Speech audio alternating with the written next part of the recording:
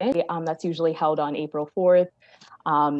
And VetMed United Day, if you guys aren't familiar, is a day and a movement just to recognize well-being, mental health, and to remember the victims of suicide in the veterinary profession, and just advocate for our fellow students and support each other.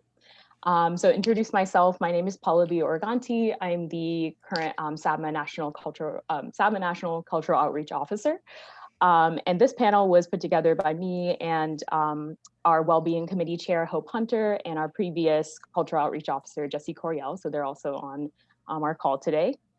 And just kind of to start, I mean, this year we all have known has been kind of tough with the recent losses of our colleagues and friends, and just, you know, our awareness just with COVID and kind of a chaotic year of how well-being has impacted this profession and our time as vet students.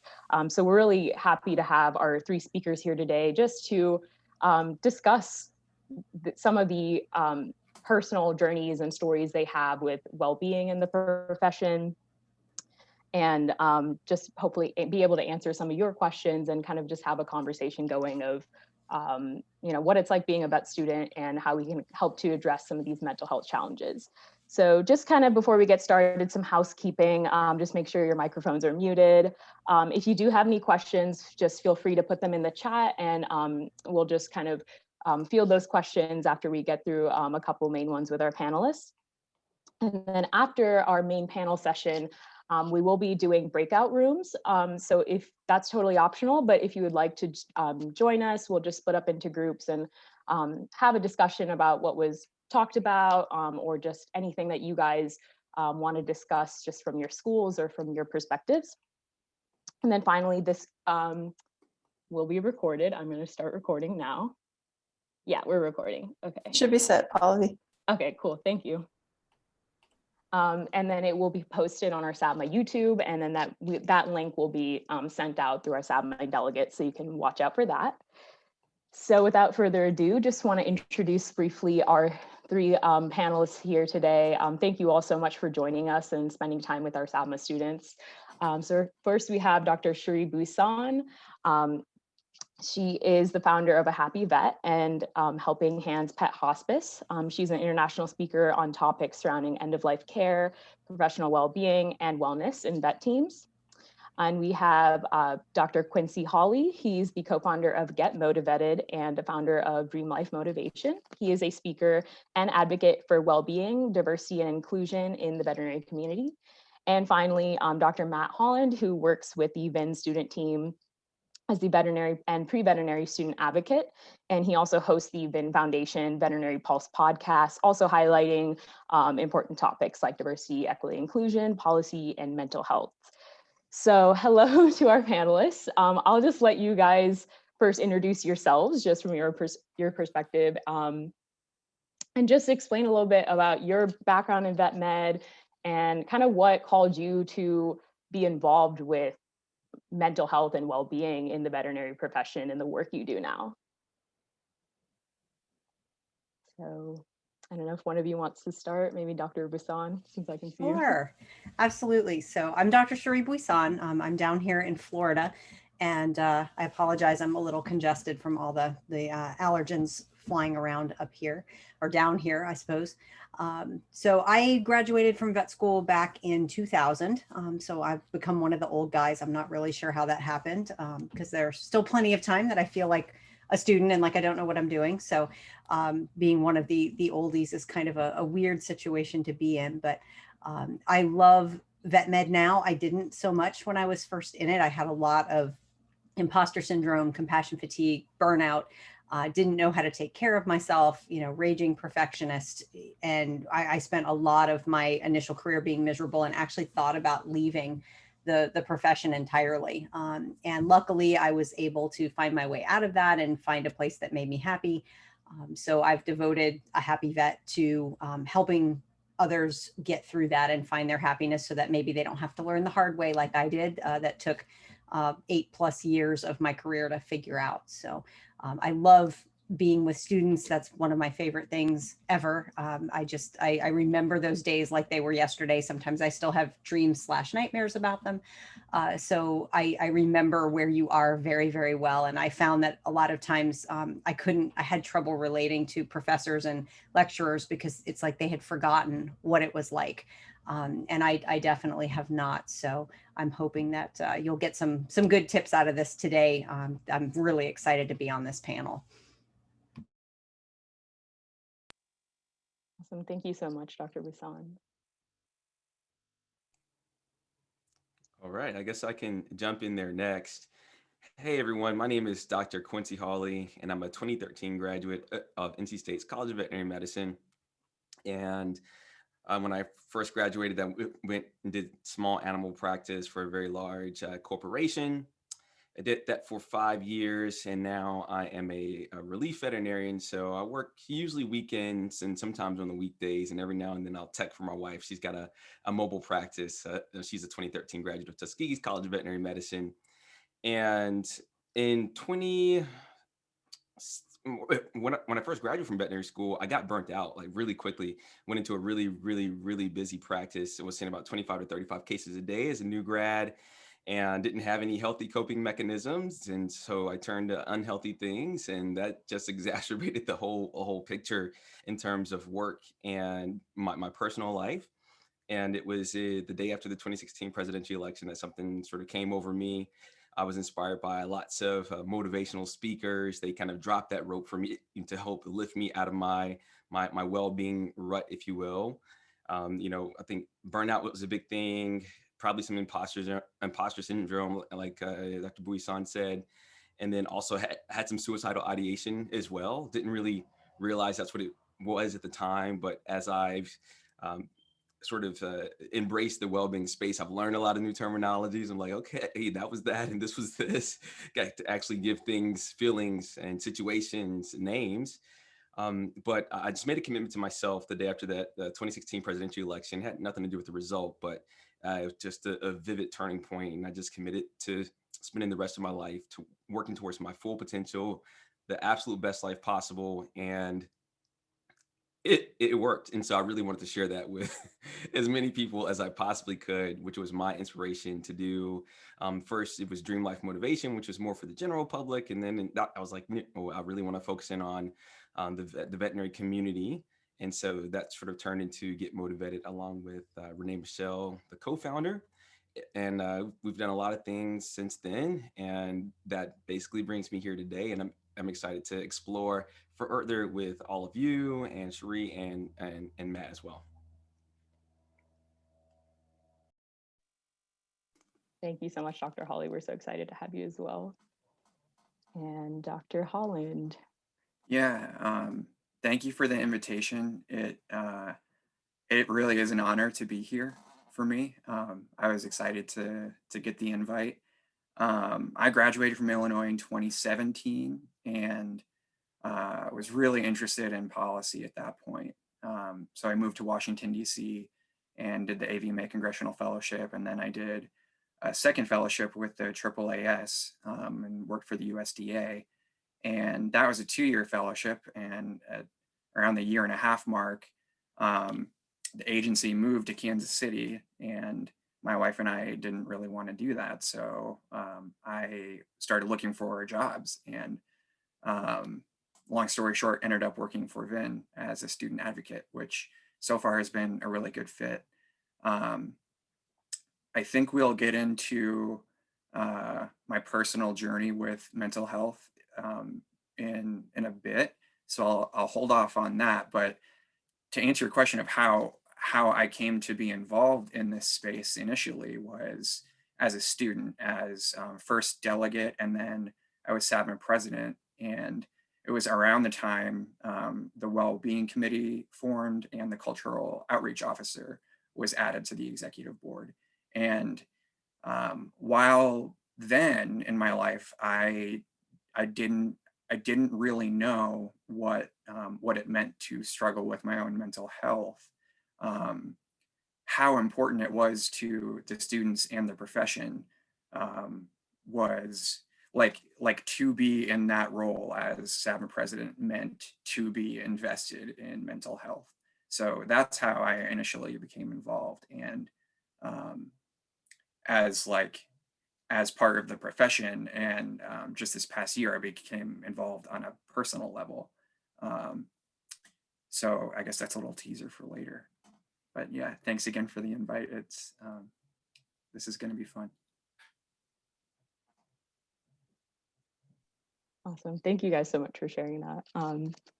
Yeah, so I guess first, just starting off with our kind of main discussion for this evening is kind of, I guess the purpose we had with this panel was kind of to have a space where we can learn from, current veterinarians who have kind of been in our shoes, and to kind of be able to relate and show that, we're all going through kind of the similar, struggles and challenges, and it's okay to talk about that. So to start off, could you describe just kind of what your personal journeys have been with mental health and, your well-being, and how you've kind of come to where you are now, especially when it relates to the profession and also, other life things, and just kind of how you've learned from that to bring you to this point.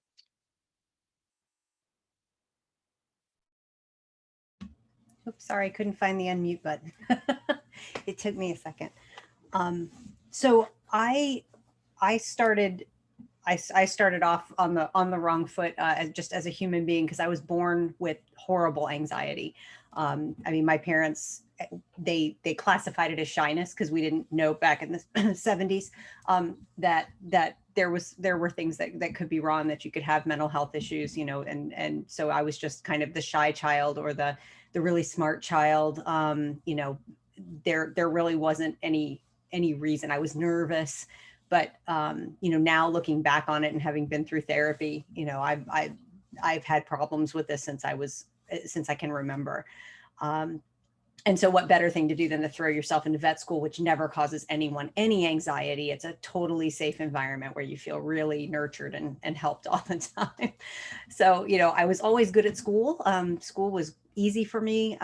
Even getting into college, I had a little bit of disruption trying to get used to college courses. But school was always fairly easy. I loved vet school, either the academic part of it. I didn't so much love the stress and the competition and the fear. And I especially didn't love being called on and having to come up with an answer quickly. All of those things were very, very hard for me. And then graduating from vet school and going into medicine was probably one of the scariest things I've ever done. Like one day I wasn't allowed to pull up drugs without somebody watching over my shoulder. And the next day I could open my own practice and be a vet all by myself. And that was just horrifying. I had great mentors. I worked for great practices. So I don't have any excuse for why private practice wasn't for me. But it took me 8 years to figure it out. And once I left private practice, that's kind of when I started my journey to being happy. I stopped off briefly as a shelter veterinarian, which is actually one of my favorite things to do. If people weren't involved and politics weren't involved, I think I would have done much better. But I got burnout and compassion fatigue there. I think it started in private practice, but it got worse in the shelter. And that's when I decided that I was either going to have to leave the profession or I was going to have to be my own boss, because I just couldn't handle people telling me what to do and being in control of my schedule, and, telling me I was going to see another patient when I didn't have that capacity for that day. And since then, it's been a crazy journey, but it's gotten better and better. Last year was an anomaly. I've had a really, really big struggle with my mental health in the last year. I don't know anyone who hasn't, but it's kind of set me back on my heels a little bit. And in fact, I just had lunch with a close friend today. And she's like, there's this veterinarian, she calls herself the Happy Vet. Maybe you should do. And then she quoted back at me all this stuff that I say on my site. And so I said some choice words to her and we laughed. And so she's kind of helping me get back on track. So, just before, I'm going to preface anything that I say in that I don't have this all figured out. like at all. I do a happy vet mostly to remind me of the things I need to know because I need reminders all the time. And the best way to learn is to teach. And so I teach and I learn as I go. But I don't have all this together. I've been out 20 years. I still have student loans because I did boneheaded things when I was young. Like there's so much to learn and keep learning, and it's never too late to turn things around. And I think that is my main motivation, is just to keep people from giving up and from taking a step away from the profession, or going to the extreme of suicide to escape all of this. We have the ability to turn things around. I know it can be really, really hard. So like I said, I think this panel is wonderful, and that you guys are, the fact that you're doing this is just fantastic. Because if I had had this when I was a student, I think it would have been really great.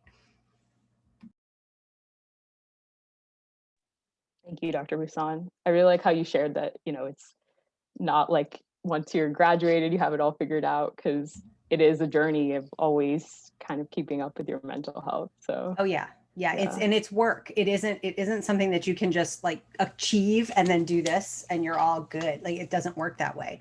It is work every single day for me to wake up and not be afraid to get out of bed. It's every day. But that's not a bad thing. It's just, if you can take that expectation away that you have to have it all figured out and you have to be happy all the time, because that's garbage. Nobody's happy all the time. If I'm just content and not stressed out with a knot in my stomach every day, I figure I'm doing okay.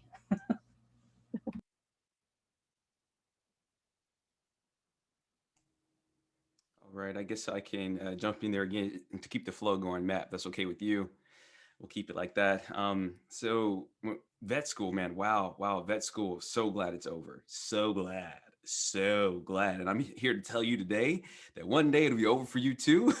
So just let that be your shining light at the end of the tunnel. But as Cherie stated, like when you leave there, it's just a new level of challenge. It's like a different challenge. You go from vet school to life school. I call it well-being school, right? Or earth school is what some other people call it. But vet school is really hard.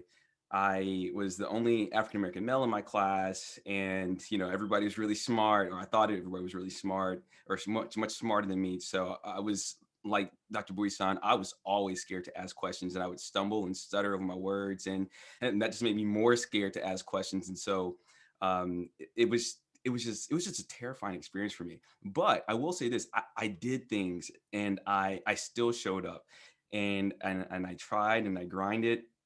Well-being, the word well-being meant nothing to me. If you're here tonight I think the topic is, this is a journey to well-being, like you're already 10 steps ahead of me when I was a veterinary student, because I had no idea about these terms and terminologies. They just never crossed my mind as a thing that existed. And thus, I spent so much time doing things that had nothing to do with cultivating my well-being, prioritizing my well-being. I was just going through the motions. And ultimately, when I graduated, I think of it like this: I graduated and went into battle, but before going into that battle, I had no idea that there was a battle about to ensue. And so thus, burnout, compassion fatigue, and all of its relatives, if you personify them, they're always armed and equipped and ready for you. And I think of myself now as like a well-being warrior. Like, it's my job to cultivate a toolbox, and to cultivate a well-being army is what I call it, so that I can actually go and be prepared for the challenges that life and veterinary medicine are guaranteed to bring. Like, you don't have to debate this. And I think that COVID has just been just a grand example that you never know what life's going to throw at you. And, one of the big things that I've learned, I already talked about my story a little bit of, my big thing was when I got burnt out, all I knew was alcohol, smoking, and eating. Thus, I gained a lot of weight, about 45 pounds in the first 3 years of graduating from veterinary school. I was literally ripping pants in the exam room. I would leave work. I would go to the first gas station I would see on the way home. I get an alcoholic beverage. I pour it in a cup, and I drink and drive and smoke on the way home. And, you know, sometimes I would, my suicidal ideation would just be like, I just hope my truck just blows up. And, you know, I was living what I considered to be like a subpar life of mediocrity. I just wasn't happy. And then when I would get home, I would drink some more, you know, and on my off days, like, you know, start drinking early in the morning. And eventually, again, just realized like, this isn't why you came into vet med, you know, to live a life like this. My wife and I, you know, we thought about just walking away from each other. You know, she thought I was supposed to make her happy. I thought she was supposed to make me happy.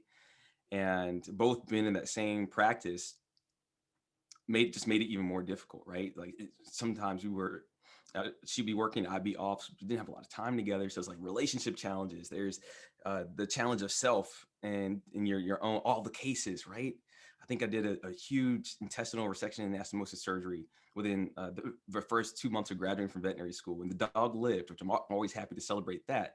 But I was terrified and I didn't have any positive, healthy way of coping with that.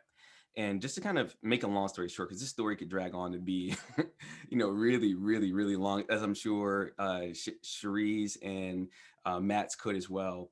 But I would say my big aha moment was that regardless of any combination of circumstances, conditions, and life events that ever faces you, that you have a principle of power within you that will allow you to thrive despite the challenges. And I think Dr. Buisson said it perfectly, that being happy all the time just isn't a thing.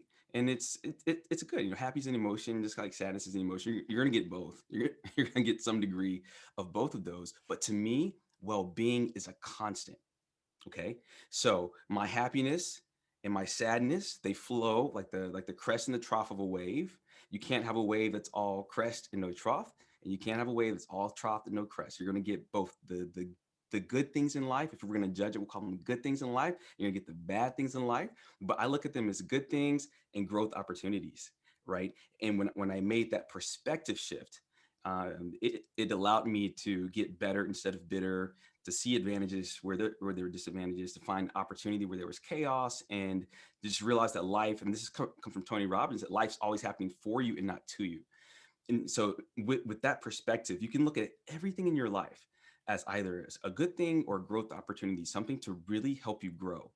And thus, if you go into a really tough situation, or if you're in a tough situation right now in veterinary school, you know, look at all those things that you would list as bad things as growth opportunities. Like, what can you get from those things?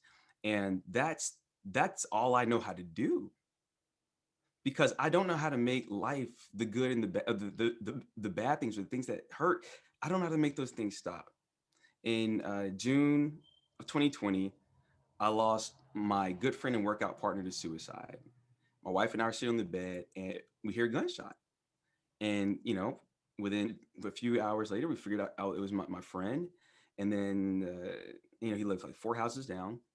And then 60 days later, neighbor 2 houses closer, 2 houses from me, kills himself.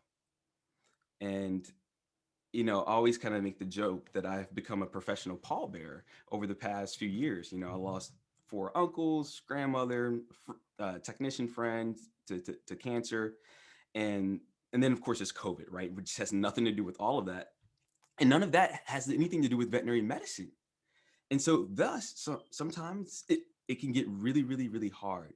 But one thing I can say for sure is that through everything that I've learned from Happy Vet, you know, I'll see her post on social media, and those are always inspiring. That when you really prioritize yourself and realize that you can be a veterinary professional and live a life of well-being, that's what keeps me going. Is just the knowing and the belief that I can have both, and that allows me to hang around. And sometimes, you know, you get knocked down, you got to get back up. You can get back up.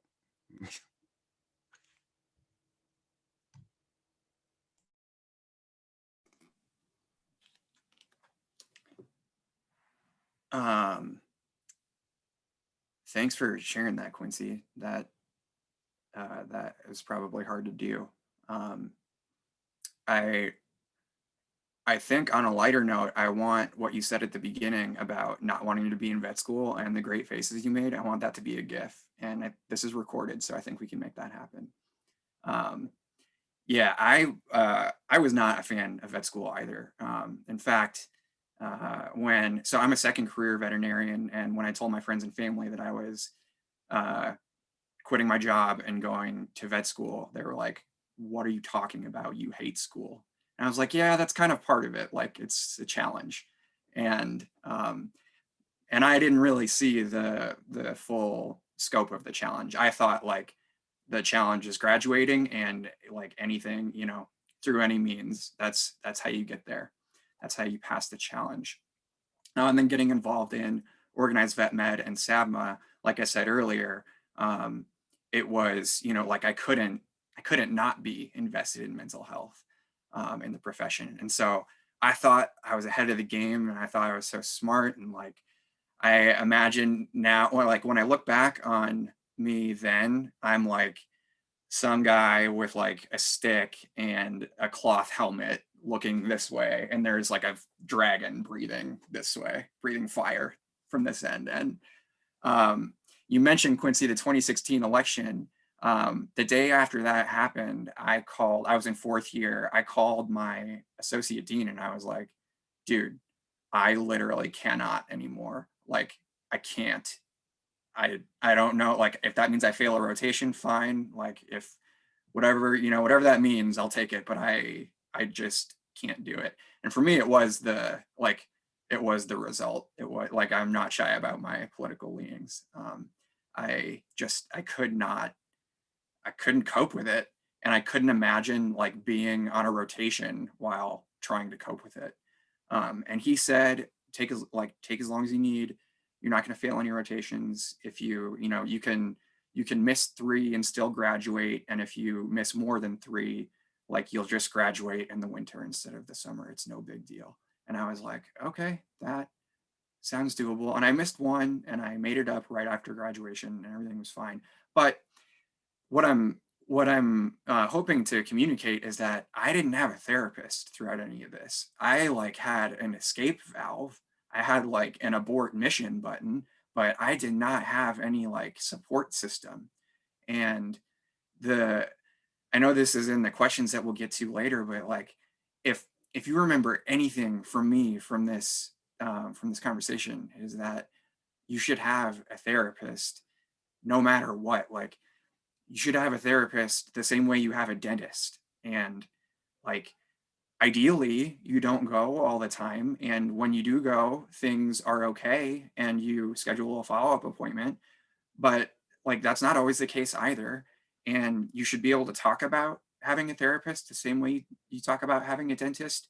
And you should brush your teeth and floss the same way that your dentist tells you to like, you know, do the, like, Quincy and Shuri are both talking about, like, it's work every day. You don't just like achieve mental well-being and then say like, I graduated from it. You do it every day, the same way you practice veterinary medicine, the same way you practice your relationship with your partner, the same way you practice exercise, same way you practice writing, like whatever it is that you want to practice, you practice it every day. So I didn't have any of that. I didn't have a therapist. I just had like, get me out of here. And I graduated and like was doing better. And I moved to DC and was working for a Democrat in the minority in the House, and the Democrats were in the minority in the Senate, and Trump was still president. And that was a pretty, like, that in and of itself was a pretty traumatic experience. I was also handling gun violence prevention for the office I was in, and some of the Parkland students came in to visit, and that was like surreal, extraordinarily traumatic. Like, I went to the bathroom and cried for half an hour after that. And I needed help, and that's okay to need help. It shouldn't, I'm speaking for myself, like, everybody makes their own decisions, but I shouldn't have waited until a moment like that to get help. And I'll tell you right then, the only help I got was anti-anxiety meds. I still didn't get a therapist. because I like didn't really know what I was doing. It wasn't like I was anti-therapist or anything. I was just like, I called my health insurance and I'm like, this is what I'm going through. And they put me in touch with a psychiatrist and he's like, okay, you need some anti-anxiety meds. And I was like, okay, like you're the expert. And finally, um, one weekend when I was on a work trip and came back and couldn't could not or would not get out of bed for both days, my wife was like, all right, you need a therapist. And I'm not angry with you, but like you you have some issues that I can't help you with. Like I can support you, but I'm not trained for this. And you obviously you need somebody. And that was in the summer of 2019. And so I went and scheduled an appointment with a therapist. But like again, like Quincy said, we could make these stories very long. I'll try to abbreviate it. Also, if you want Quincy's long story, it's on the podcast that I host. But I could only see my therapist every 6 weeks through my health insurance, which is insane. Like that is not nearly enough. Right now, I see my therapist 4 days a week. And so how we got from once every 6 weeks to 4 days a week is when we moved, my wife and I moved here to the house I grew up in, which is just outside Chicago. Our plan was to move to Chicago in the city, but COVID happened. So we're here. And I I had these mood swings already happening and they started happening more often and they were more intense and they lasted longer. And like Cherie said, yeah, many of us don't know people who haven't struggled with their mental health throughout the pandemic. Like that's not unique to me. Something I heard on a podcast, and this was about like the economy or something. I don't really know what I'm talking about, but it's like the pandemic didn't create new trends. It exacerbated and like sped up existing trends. And for me, I think that's what happened with my mental health. Like I was having some drastic mood swings, but they would only last like 1 or 2 days, and I could, get through it, so to speak. I could tough it out, wait till the weekend, and like sleep a lot.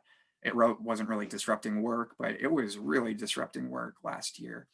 And my first therapist and first psychiatrist here were not taking care of me. They weren't listening to me. They were like speeding through appointments and I wasn't being heard.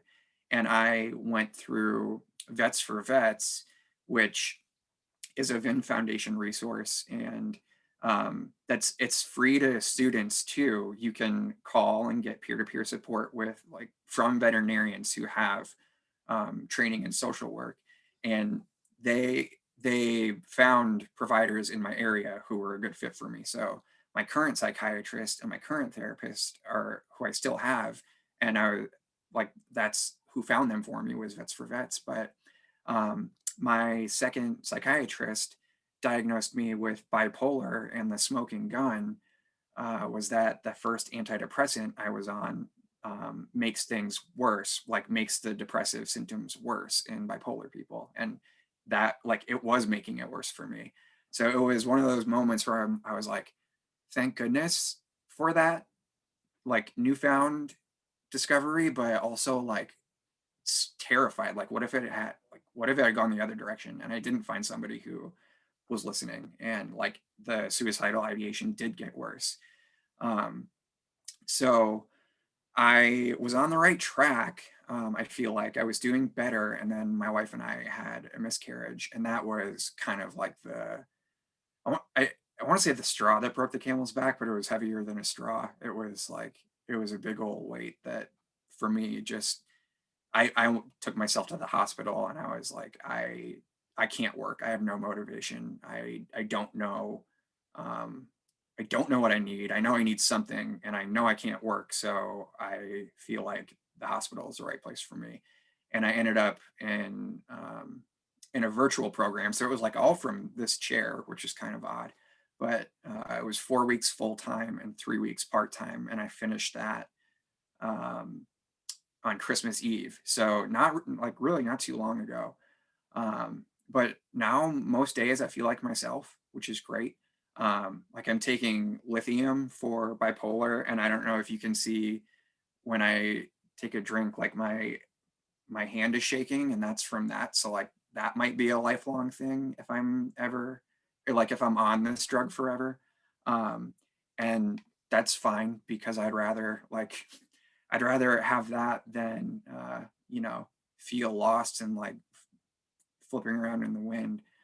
And so, or flailing around in the wind.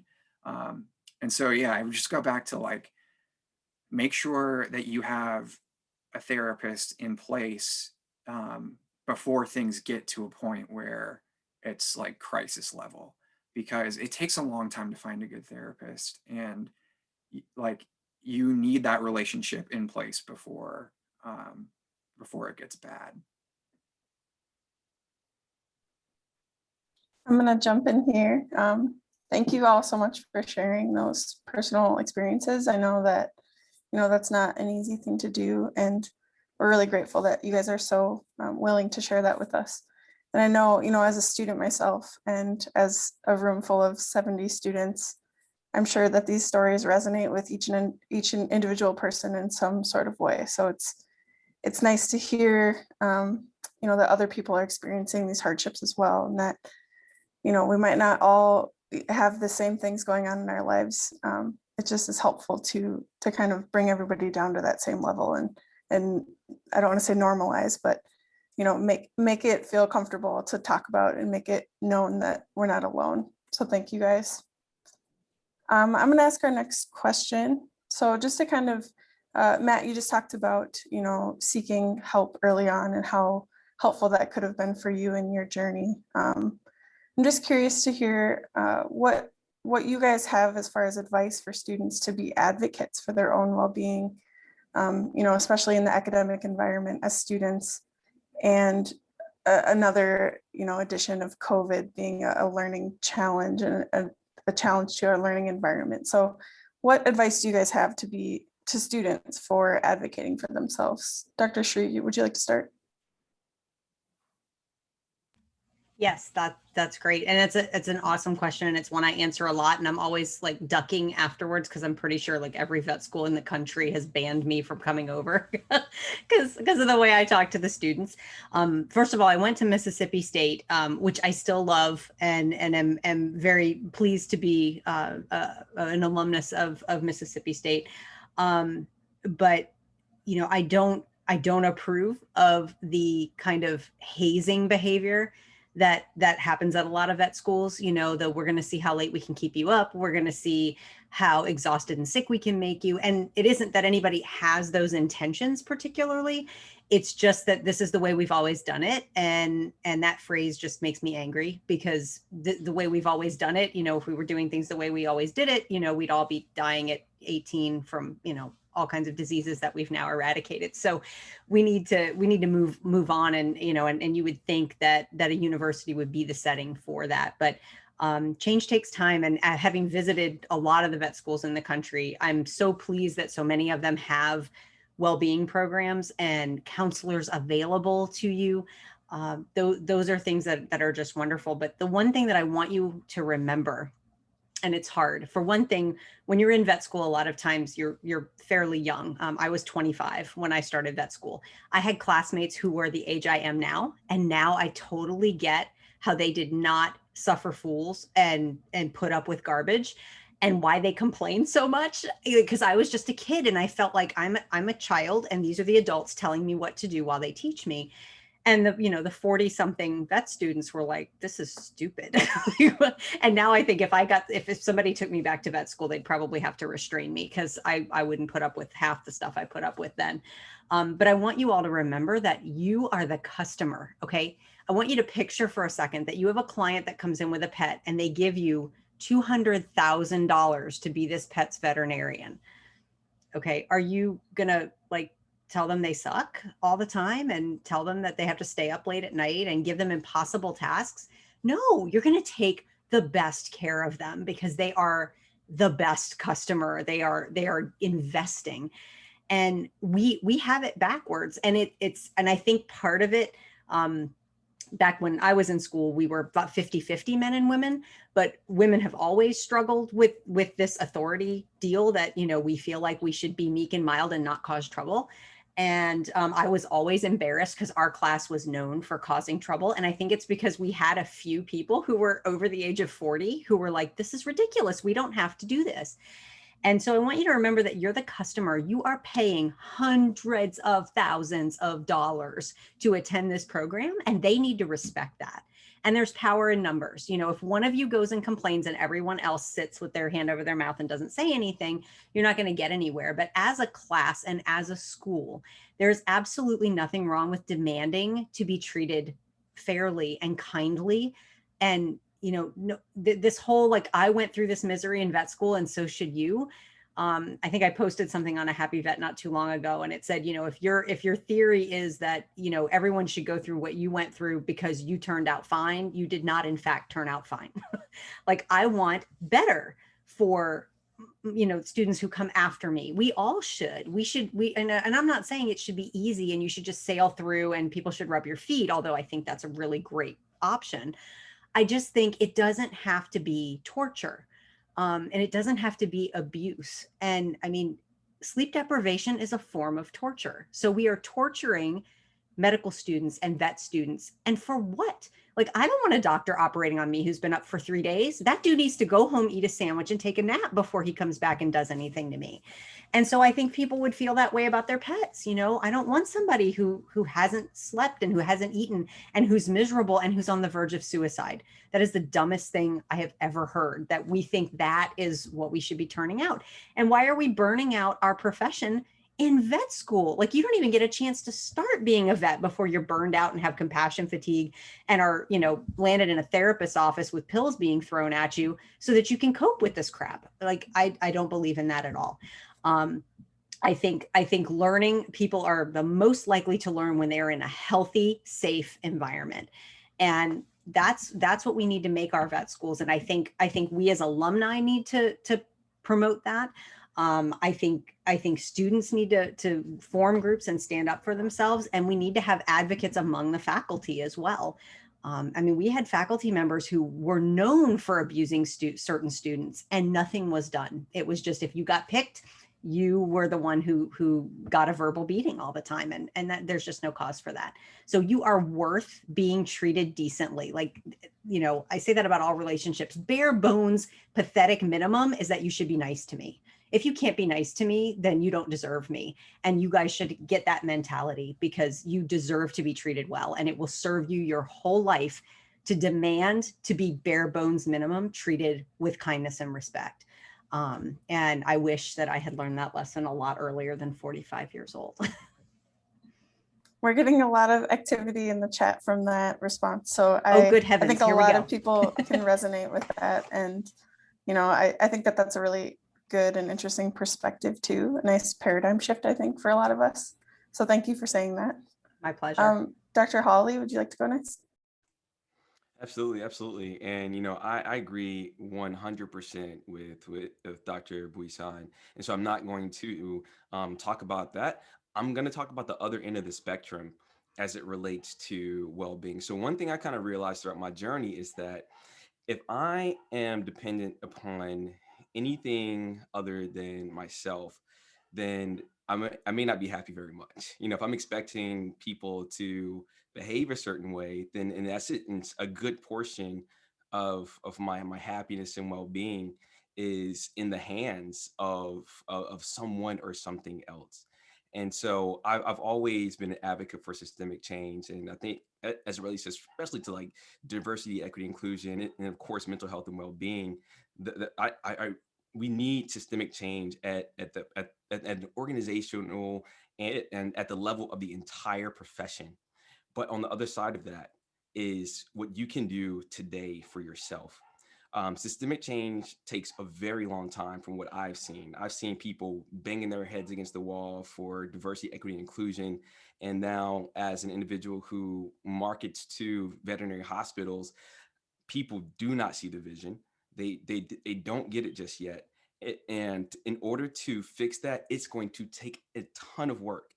And so I personally personally am less interested in the systemic change. I am interested, but I'm more interested in helping individuals thrive despite externals and thrive despite what your school is doing, thrive despite what the AVMA is doing or not doing, thrive despite what your hospital owner, the practice manager, whether your clients are behaving or not, even if your significant other at home is, or your kids are acting crazy. I got two crazy little kids I have to pick up in a few minutes here. I hope this drags on to like 9:00 p.m.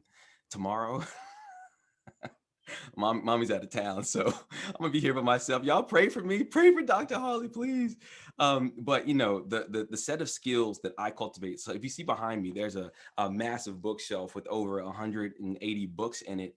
And when I first graduated from veterinary school, the only books were, I think, those little ones right there underneath my that little table. Those are like nutrition books and the Blackwell's 5 Minutes Veterinary Consult. Those are the only books that I had read. But now I've got so many books, audio books on my phone. I go to YouTube University on a daily basis, and I get inspiration and motivation and positivity and education and empowerment from people who have already struggled in life. And despite the system still being effed up, they're still doing pretty good. And so I think that we need what Dr. Buisson said. We got to fight at the systemic level. You got to let your school know, like, look, these things aren't acceptable, but then go home and do the self-work. One of our student representatives, her name is Juliana Fournette. She said something that I think is more profound than anything I've ever heard as it relates to well-being. She said, I work as hard for my well-being as I would for an A on an exam in vet school. And to me, that's the type of action, that's the type of mindset, and that's the type of work that needs to go into your well-being. It's your well-being. And as much as I would like for it to be the government's responsibility, the AVMA's responsibility, and everybody else, if you're banking on those things to really support your well-being the way you need it to be supported, you might find that you're not too happy with the end result. And so I really took a very personal 100% responsibility, 100% self-reliant approach to well-being, realizing that, as Matt said, a support system and a support network and a well-being army plus self-reliance plus knowing that I myself I will do whatever it takes. I'll do like Matt. I'll go to 10 mental health professionals if I need to. I'll read 100 books if I need to. I'll invest time, money, and energy if I need to. I'll figure it out. But I don't have to go at it alone. Like, that's the best possible scenario to me. And so I'd say just take massive action towards your well-being. That's what I say. I like that. I like the idea of, taking ownership and not necessarily relying on somebody else to step into that place for you, and knowing, your limitations and what you need. So thank you for sharing that. Matt, would you like to go ahead? Yeah, so I agree with both. I'll try to add what I can. On the self level, what Quincy just mentioned at the end, get an army, get a tribe. Like, I had a study group. We always checked in with each other, and not just checked in, but like really checked in and asked how each other were doing. And I felt like those people were more reliable than anybody I knew on the planet at that time. Like, I saw them every single day. One of the guys in our study group, he was a single parent going through a divorce during 4th year.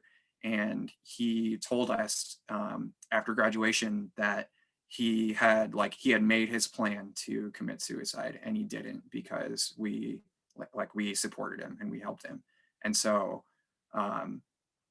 that's heavy, first of all, but it also speaks to the importance of like having a support system, so you don't feel alone. On the big picture end, I think what Caitlin said in the chat is very true, and it relates directly to what Cherie said about how students aren't treated the way they should be. Students should be treated as the customer, but instead they're treated as this commodity that is unlimited, because somebody will take their seat, and like, it doesn't really matter to the decision makers. something I've learned, like being in my first career was in sports television. So like being around professional athletes and professional sports teams, being in the US government, being in veterinary medicine, I have found that, to me anyway, the reason that I think change doesn't happen is because it's not important enough to enough important people. And so like Cherie said, like, so this is really unfortunate that like that you have to be the change maker because you're a student and you have so much to worry about. Like honestly, this should be the last on your list. But I was talking to a student at Western earlier today, and she is advocating for more mental health support at their campus. And she said she talked with somebody in the faculty, and the faculty said that the solution was that she should fundraise to get enough money to hire a new therapist on campus. And that is patently absurd to me. It should not be the student's job to find money for this. They're already paying hundreds of thousands of dollars, like you said, Shuri. It should be the faculty's job.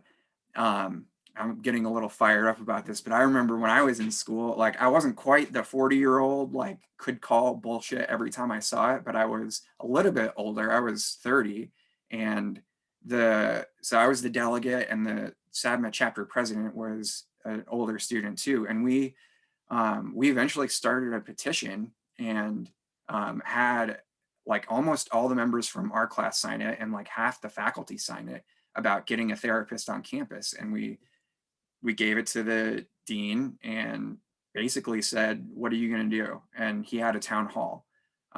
So like, yes, change takes a long time, but action doesn't take that long.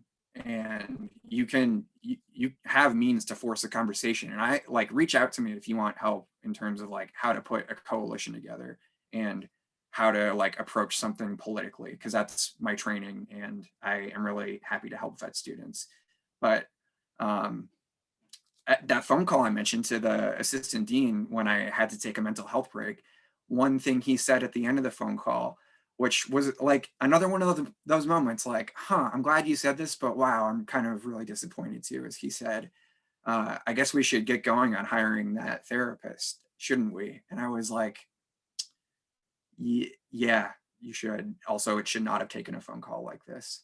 Like, why does it have to be reactive instead of proactive? But yeah, you have power, especially power in numbers, and it's not difficult to harness that power. It's just unfortunate that sometimes it takes that, since you don't really have much time.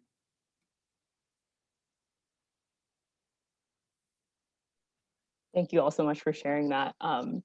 It's such a different message, I think, than what we usually get as vet students, is that we're just told to do something, like don't go against it, and it can feel just like unempowering. So like kind of reclaiming that power that we have as adults, as students who know what is best for ourselves, like that's kind of the message I think that we need to like continue to share with students, because it can be so frustrating at times when we don't feel like we can do that.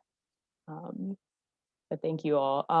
I just wanted to have an opportunity for anyone to pose a question, either in the chat or honestly, you can even just unmute yourselves and ask yourself directly, just if anybody had a question for our panelists.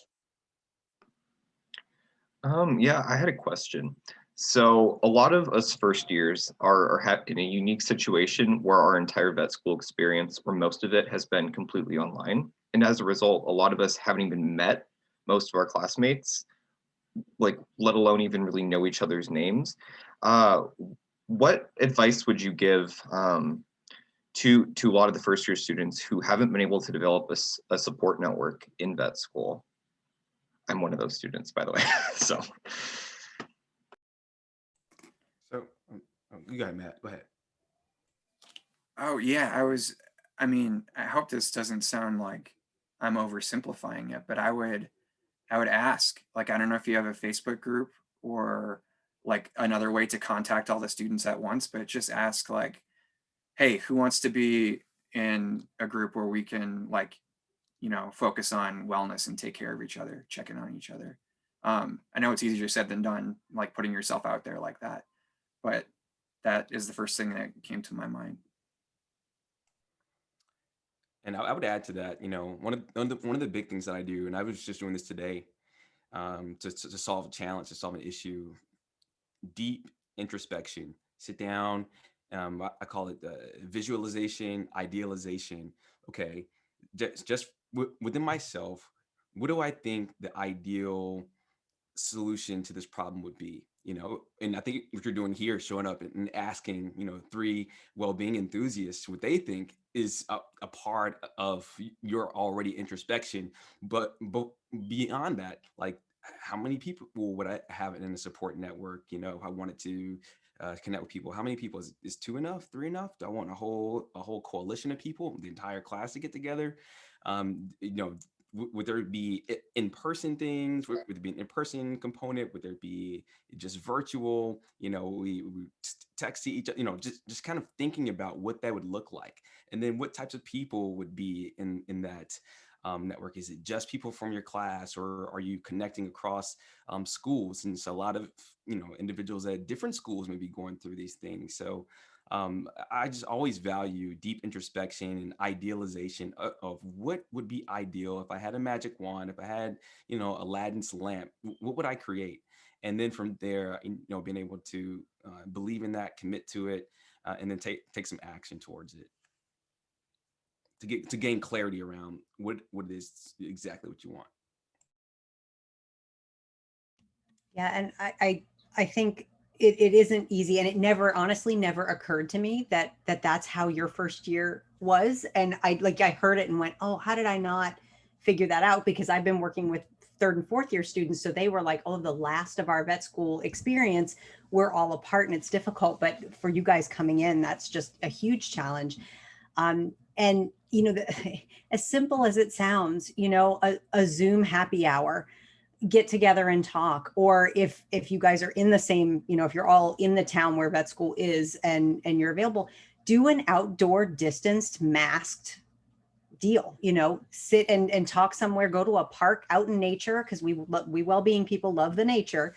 Get out in the nature and get in the fresh air and just hang out and chat with each other. And, you know, just say like, how are you guys doing? What, you know, what are the challenges you're facing? And you being brave enough to ask the question, like for people like me who are socially anxious, I would have grabbed onto you and said, oh my God, thank you for saying that, for those of us who were too scared to speak. So, you know, being the one to say, hey, look, you know, this sucks and I'm not okay with it. And is anybody else not okay? Like, that's when the hands start going up. And, you know, people are afraid because we all think it's just us. You know, I must be the only one. You know, I have a cousin who has literally a button phobia. She hates buttons, can't stand buttons, has been this way since she was a child. Now, reasonably, she was like, I'm a freak. I'm the only one. It's a thing. It has a name. There's like a newsletter. Like, you're never the only one. So don't be afraid if you're the one feeling this and you have the capacity to be brave and say, we need this, you know, we need some interaction.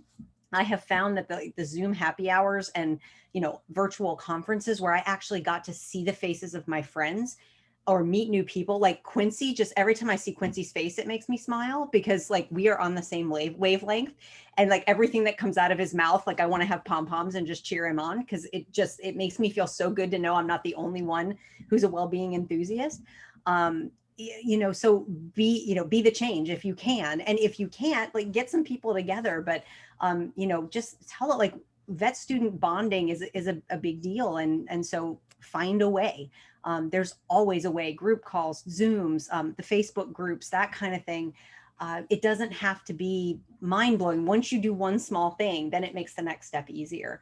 So I think just the fact that you brought this up, there's probably 49 other people going, yeah, that's a great idea. And, you know, juniors and seniors, and I know you guys are busy, but if you have a way to facilitate and say, hey, this is how our class, because we were already close, kept in touch, this might help you get close. that would be super. So, reach out. But thank you for asking the question and making us aware that that was actually even a problem, because sometimes people just don't think about it.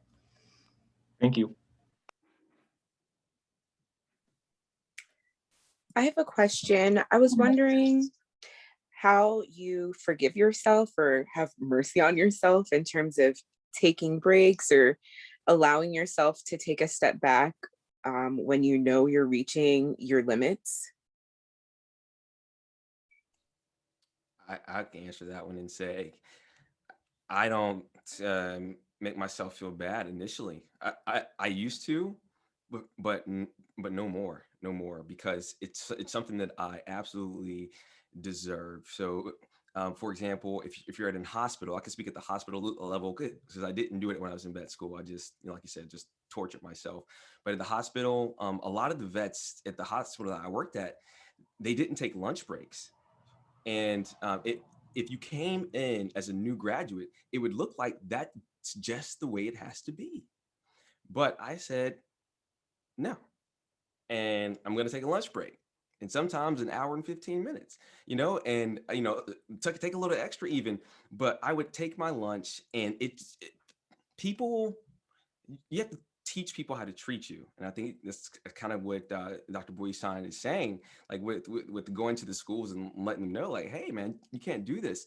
And so don't feel bad. Like I'm empowering you here, and I'm giving you permission now to do the things that you think biologically or just in terms of emotionally, mentally, in terms of well-being that you need to do for yourself.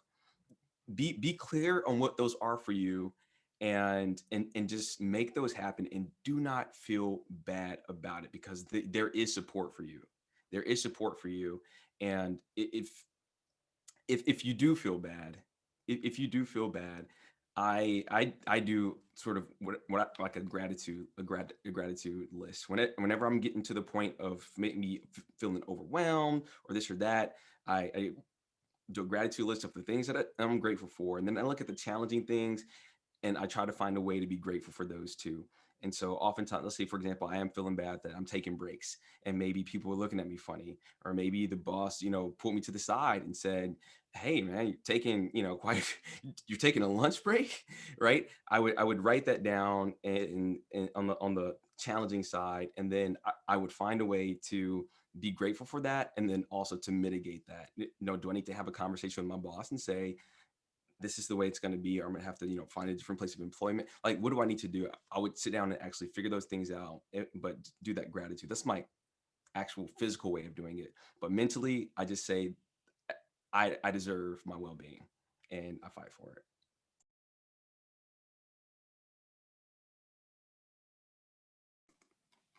Yeah, I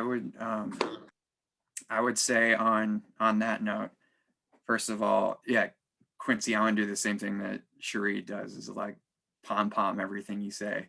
I love that, like, you're giving them permission. That's awesome. I see the world through the lens of relationships, and I think the most important relationship you have is the one with yourself. And so if you need breaks, then take breaks. I mean, and if you need more breaks than the average bear, so be it. Like, there's nothing wrong with that. If you need fewer breaks than people, that's fine. Like, for myself, I'm lucky enough that I function on a little bit less sleep than most people, like 7 hours instead of 8. It also takes me a long time to read.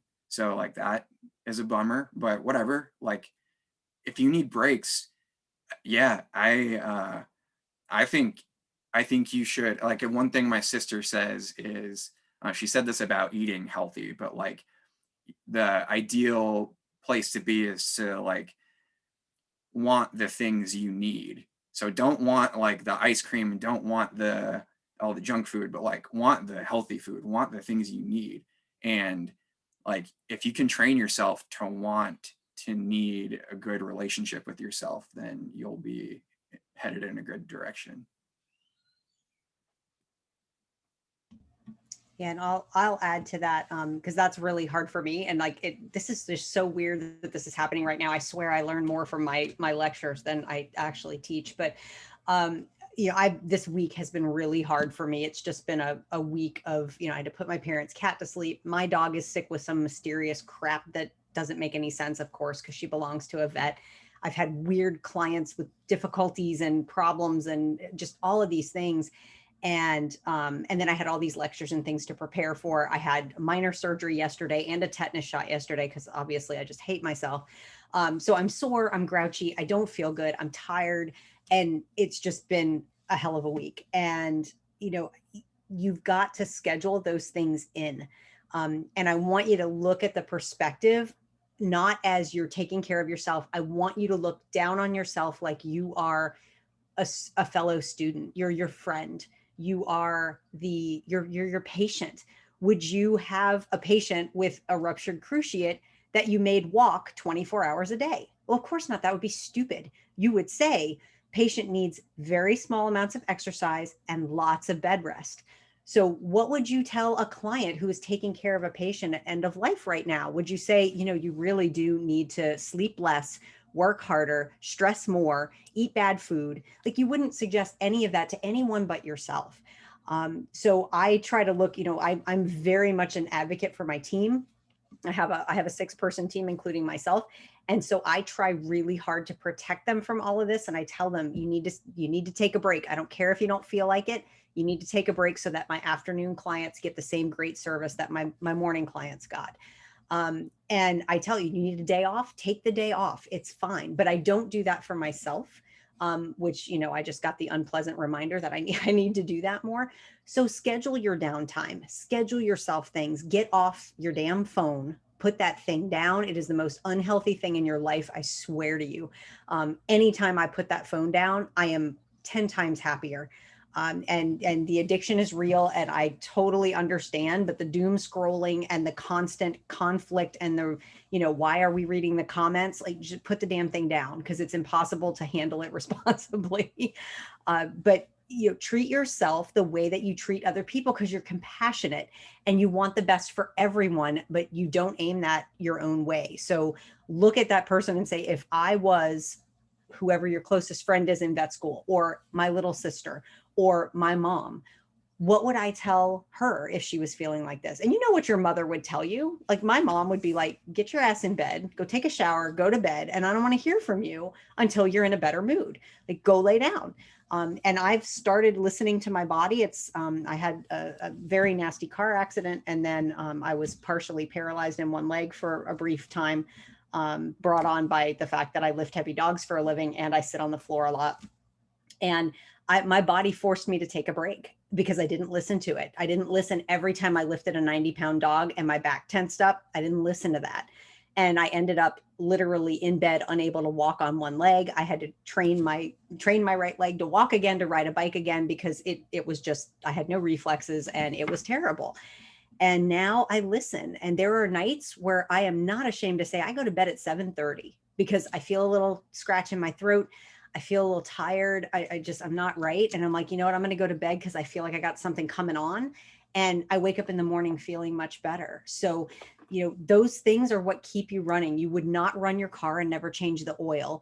You would not just, you know, tell somebody, okay, don't ever feed your cat. Like, let your cat go as long as you can without eating. Well, of course not, because your cat's liver is going to attack it if you do that. So your body will attack you if you do mean things to it. So taking care of that and scheduling those things, you know, and I have to put it in my calendar. Like, lunch with Deborah today was blocked off for 2 hours because I knew an hour wouldn't be enough with my good friend. And I was at the park and I needed it so badly.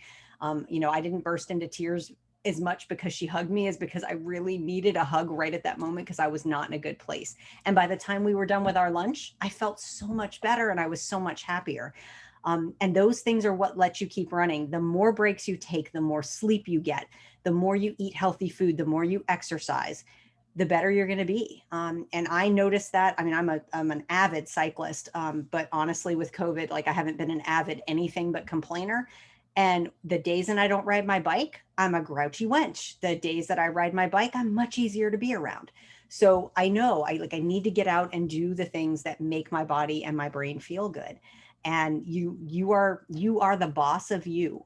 Make it happen. And what's going to happen is people are going to get jealous.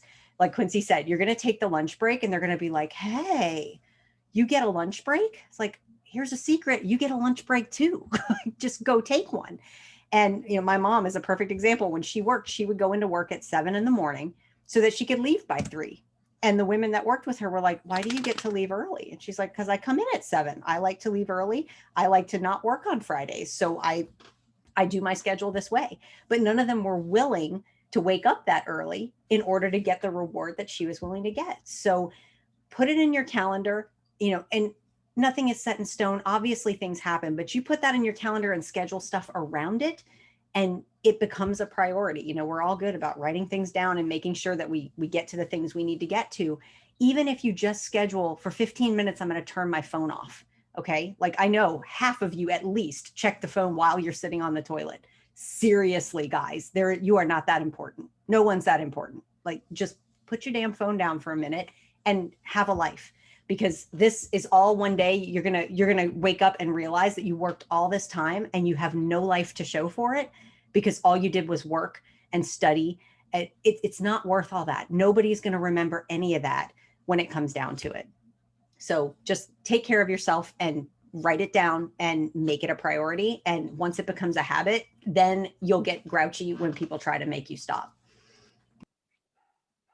And I would add to that really quickly too, like every hospital isn't the same.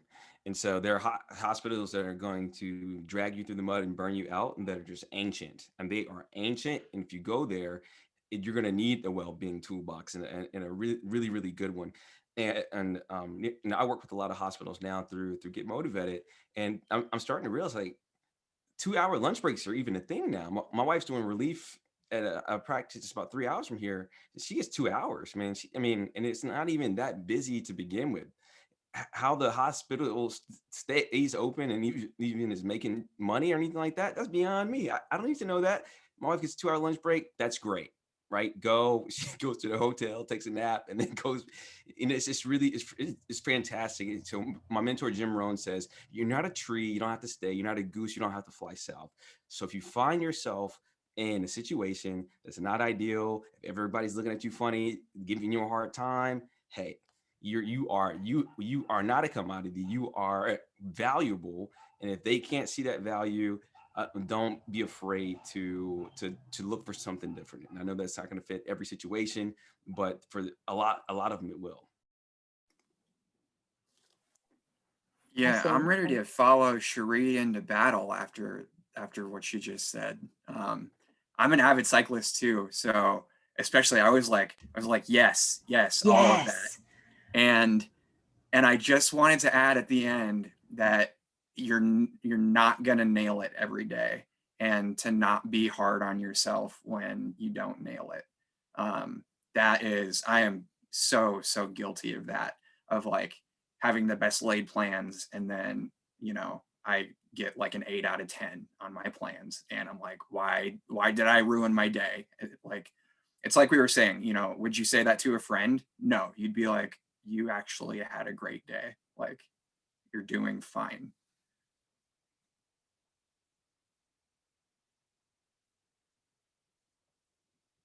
I would say get in the habit of forgiving yourself for not taking a break.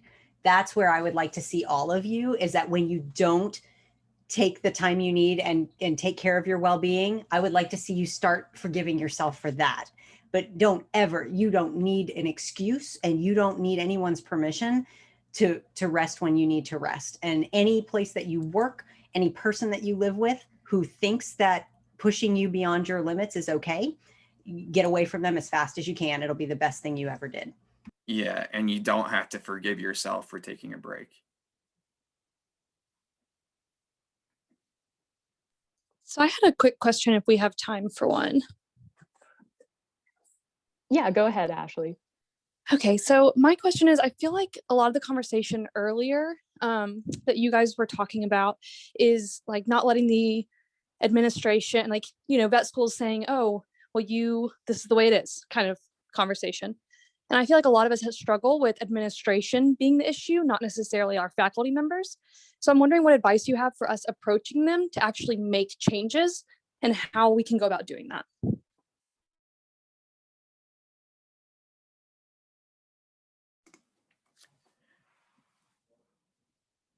I would, hey, Ashley, by the way, nice to see you. Hey there. I would reiterate what we were talking about earlier with strength in numbers. So I would rally the class president, the SAVMA president, anybody who like interacts with faculty and administration often, like if they're on any committees with them, like get those people on the same page with the message that you want to communicate. And then you start adding signatures, and then you start knocking on doors and scheduling meetings and putting pressure on the people who have the ability to make change. But it makes a heck of a lot of difference if you've got an entire class or 2 classes even, or some faculty on those letters, on those communications. That means a lot more, and that's a lot scarier. Like that incites action faster than an individual who is just venting or just blowing off steam, oh, whatever, this is not a big deal, LOL. It takes that, and this is what I was saying earlier, like it's frustrating that it takes so much work and energy to like build a coalition like that. And that you shouldn't really have to, since you're students and you should be focusing on becoming veterinarians, not becoming advocates. But I guess I don't see another way. Like nobody's going to do it for you, which, I mean, I'm serious. However I can, I'll do it for you to the extent of my ability. But yeah, it's rough that the change comes from the people who have the least time.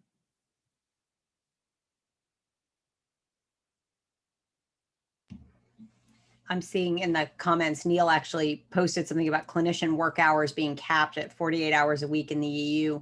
And that's something else, is that when you're going to make a proposal like this, go less for emotion.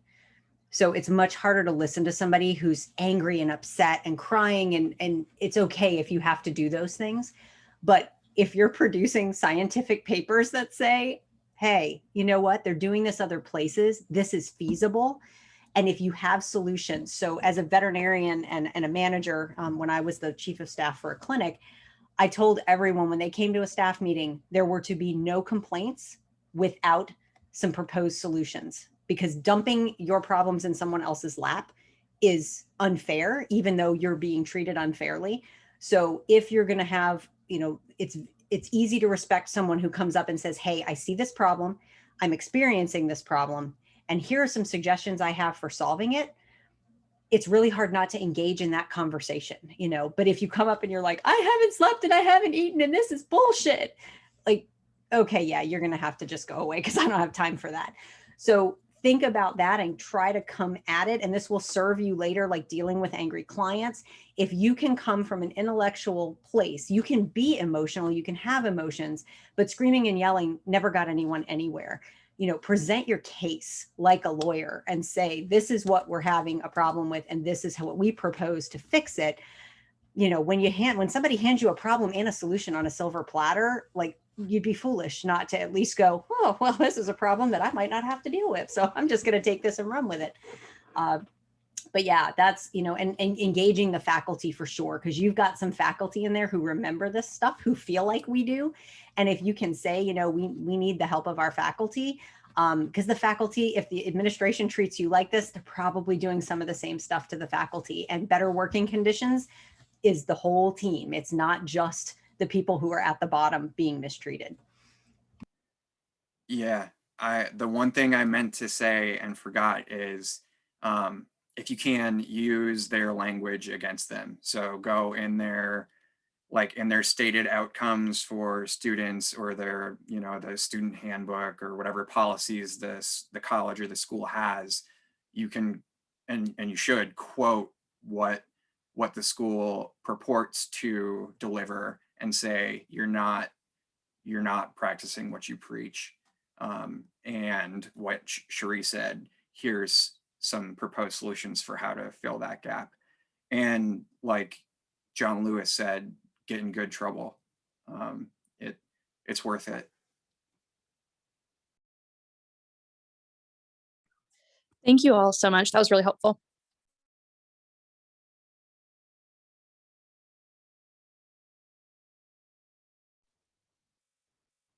Awesome, guys. So we were going to do breakouts, but we really liked the conversation that was going on here. You guys have like a lot of really good targeted questions. So we were okay with just continuing this. If anybody has any other questions, unless you would prefer to talk with other students, but feel free to ask any questions now.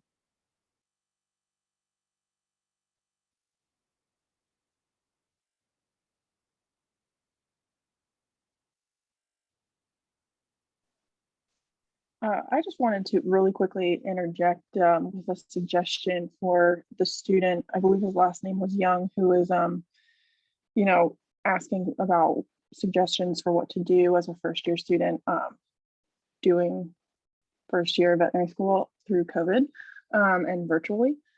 So I am also a first-year vet student going through all of this mostly virtually, and we have a really wonderful vice president for our class who started this really, like, I mean, it's so simple, but I mean, if you don't think of it like, you don't know to do it. But he came up with this little idea of a buddy program.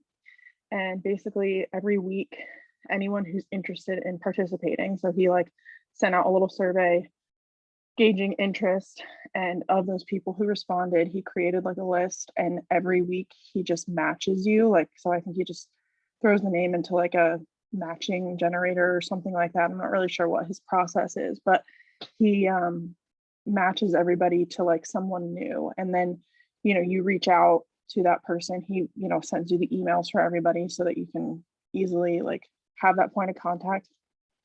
And you just reach out to them and say, hey, you want to set up a Zoom, like, and just chat and like get to know each other. And like sometimes you really hit it off and you make a new friend, and like sometimes you just learn something. And I just thought that was like, it's so simple, but it's like so effective. So just a quick little suggestion that hopefully someone can benefit from at some school. Great, thank you. Yeah, the biggest problem that we've run into is, so we have a couple different like chat groups and stuff for our class, but most of us have this pretty severe Zoom and computer fatigue in general, because we already spend 10, 12, 14 hours a day staring at our screen. And when, it is just, there's not the incentive to keep looking at the screen. I mean, quite frankly, I get a lot of headaches now from the amount of time I spend in front of my computer. I think that's been the biggest challenge. But yeah, yeah, thank you. Thank you for the suggestion. I'll probably bring that up with my class reps. So.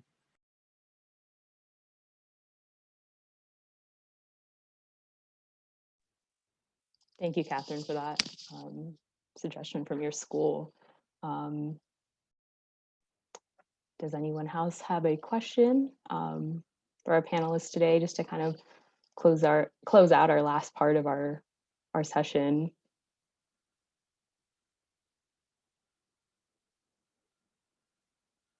And if not, I will just turn it over, if not to our panelists, just to kind of give any kind of closing thoughts from this evening. We've talked a lot about, just different areas of well-being and different considerations, and learned a little bit about each of you, but kind of just what would you kind of want us to take away as we go through the rest of our education, and then, transitioning into, our work life, kind of messages that you like to keep in mind, maybe?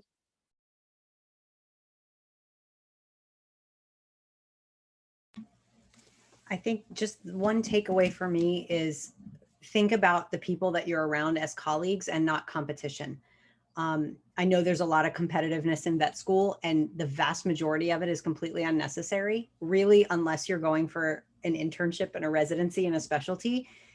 Being at the top of the class doesn't mean much. Nobody cares. I graduated third in my class, and literally nobody knows that except when I tell them, because it didn't matter. Nobody cared that I graduated third. You know what my boss cared about? That I had done 20 spays and neuters before I got to his practice. He was like, I don't care about anything else. He's like, that's fantastic that you can already spay something without my help. So don't get all up in that. Let the people who need to compete. I mean, we're all competitive, but let's make it for a reason. You know, if you're going to compete for something, make it like competing for who's happiest at their job, who has the best hours, not who has a bottle of Mylanta on their desk and is drinking it instead of water because they have heartburn all the time because they're stressed. You know, compete for how often you take a break, you know, and that you get, you know, I got 4 lunches this week, you know, that kind of thing, and make it friendly. But your colleagues understand what you're going through. Nobody else does. You know, if you don't marry into the profession, your spouse isn't going to get it. And your parents probably aren't going to get it, but your colleagues will understand. And this is a very isolating profession. And a lot of us are introverts and socially anxious, and we don't like reaching out, and being alone is really bad for us. And I'm a great introvert. I handled the introverted part of COVID pretty well, but even I am just like deficient in human contact right now. And I have to make myself, like I go and I deliberately make that appointment for lunch with a friend because I have to make sure that I get that FaceTime. So reach out, and your friends, your colleagues, they know, don't be afraid to be vulnerable. The people around you are going to go, oh, wow, that was brave. I mean, I don't think any of you looked at what Quincy and Matt and I were telling you and went, geez, what a wimp. Like if you did, you suck. So just so you know, but if, you know, if I mean, I listened to the two of them and I was like, oh my God, my life hasn't been hard at all. Like I'm embarrassed to even say that I've had hardship listening to what they've been through. So if you come up and say, hey, I'm really struggling with this, be the brave person in the room who asks the question, because you could save a life with that. I mean, literally no drama. You can save a life just by saying, I'm having a hard time. Is anybody else here with me? Maybe let's get together and have a chat about it. But we don't want to be sharks in the water, scenting blood. Let's be the pod of whales that takes care of each other and keeps the most vulnerable amongst us safe. And if you need anything, reach out to any of us. Like, we love this stuff. It's, you know, what did you say, Quincy, the well-being enthusiasts? Like, I'm going to get that printed on a shirt or a name tag or something. Like, I love that. That's so fabulous. So, you know, reach out and check on each other. If you're doing okay, check on someone else. I mean, we can all recognize, you know, we can read animal body language. Surely you can tell when a human being is not feeling well. And the people who seem to be doing the best, check on them extra, okay? Because they're probably suffering in silence. It happens all the time. So I hope that you guys get something out of this, and that we've helped. And if we can help further, please let us know. Beautifully said, beautifully said.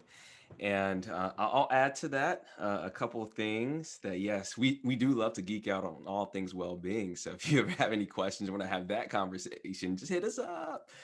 But the first thing I want to share with you all is that you're all graduating from veterinary school with 2 degrees.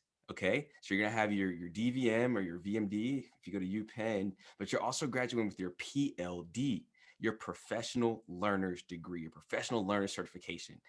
Do not forget that. Like, you not only have learned a lot of stuff about veterinary medicine, but you have learned how to learn. And so the thing that you can learn about now is whatever you want. You can pick a hobby, or in this case, you can learn about well-being. And you can literally go on a journey of putting yourself through well-being school and just consuming it. There's so much stuff that's out there that you couldn't, if you just stopped today and went and tried to consume all the well-being content out there, you wouldn't be able to accomplish that in an entire lifetime.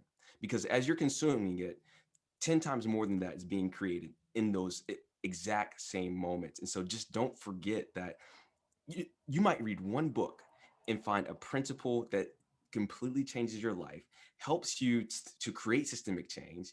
You won't be the first person trying to create systemic change. Go see what other people are doing in their personal lives, in their organizations. It's all written down. People who have figured things out leave clues. And that's why I'm constantly reading books and learning principles from people who died in the 1920s, because this stuff oftentimes is ageless, it is timeless. And so, and a lot of the books are free on YouTube. They're, maybe that cost you $3 to $10 to get a book that could completely change your life. And so don't forget that aspect of it, and put that work in. And the second thing is something that so sometimes I see this thing where it looks like the profession is struggling, and that the profession is declining, and the thing that needs renovation, and that it's just falling into crap.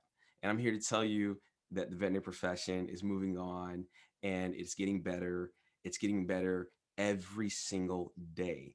And it's just it's in its beginning phase, if you will, right? So like if you think about like an egg, and then or like an egg, and then a caterpillar, and then a butterfly. The egg's not imperfect. It's just not complete yet, but it's perfect as an egg, okay? And through the way I look at the veterinary profession, it's a masterpiece that needs to be completed, and we're all here to put our little bits and pieces and touches, almost like a Bob Ross painting. Like, just go make your brushstroke and make it a little bit better, so we can see some happy trees, some happy clouds. Y'all remember Bob Ross? And then on that last brushstroke that he uses, that little blade brush, he goes, shh, and you're like, the Grand Canyon, right? You had no idea what he was drawing the whole time, but the painting was perfect the whole way through. It just wasn't complete yet. And so as you think about veterinary medicine, it's perfect the way it is. It's just not yet complete. There's a lot of good things, a lot of innovation, a lot of just things to be added to it. And you're the person to do that. You've got that in you. And so go and make this profession awesome, so we can see the butterfly version of the profession. Quincy, I wish that like next time I am looking for a TV show to start, that I could just pop you up on Netflix and watch you riff for half an hour or an hour. And then it would be like 3 seasons of that. So I love all of that. All right. I already said the most important relationship is the one with yourself. I'll extend that a little bit. Everything is a habit, and maintaining relationships is the most important habit. And your relationship with yourself is the most important relationship. You ever think about why they tell you to put the mask on yourself first in the airplane instead of others? Is because if you can't breathe, then you can't help anyone. And so if you are not in touch with yourself and what you need, then you're not going to be in a good state to help anybody else, or you're not going to be in the best state you could be. You're going to be looking for oxygen.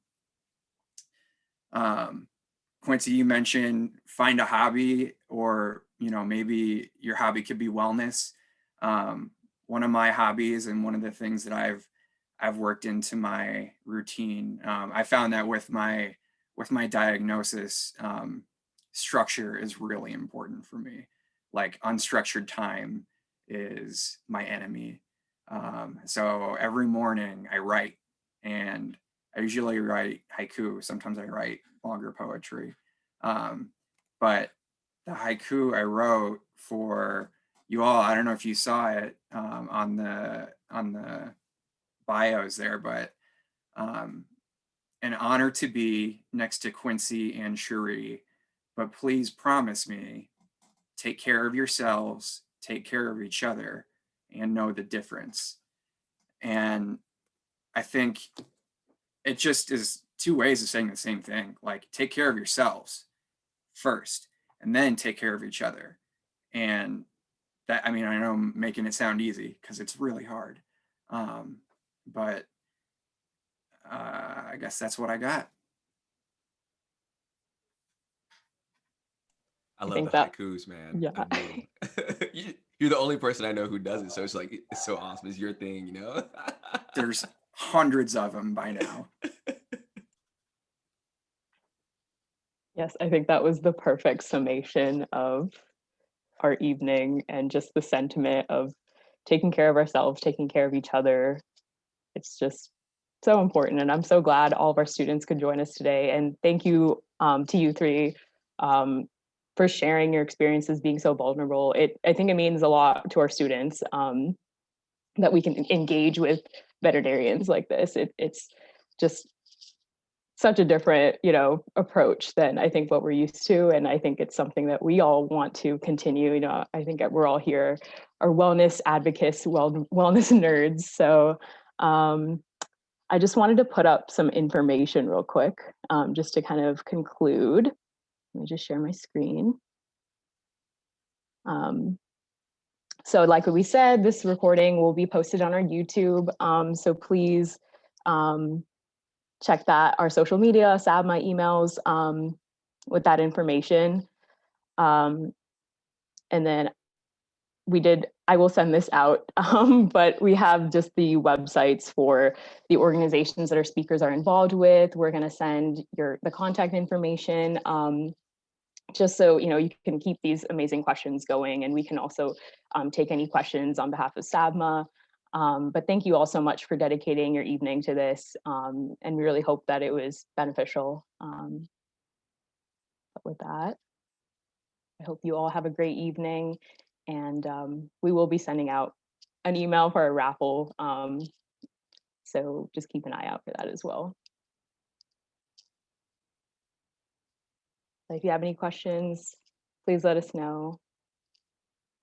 Thank you all so much for coming. Yeah, definitely. It's been a pleasure. Thank you all for having us. Yes, Yeah. Thanks for coming. Thanks, Hope. Hey, Hope. It's Yeah, been thank cool you. watching Hope nod her head the whole time. So.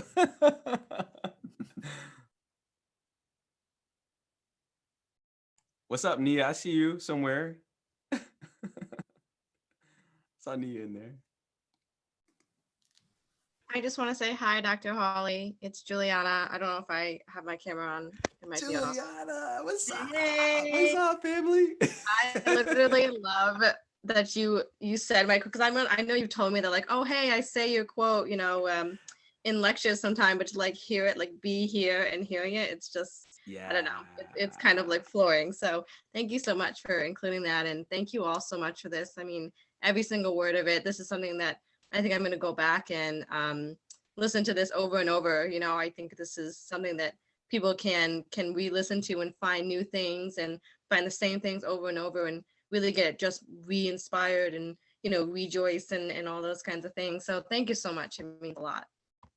Nice to see you. Bye. Bye. That was nice.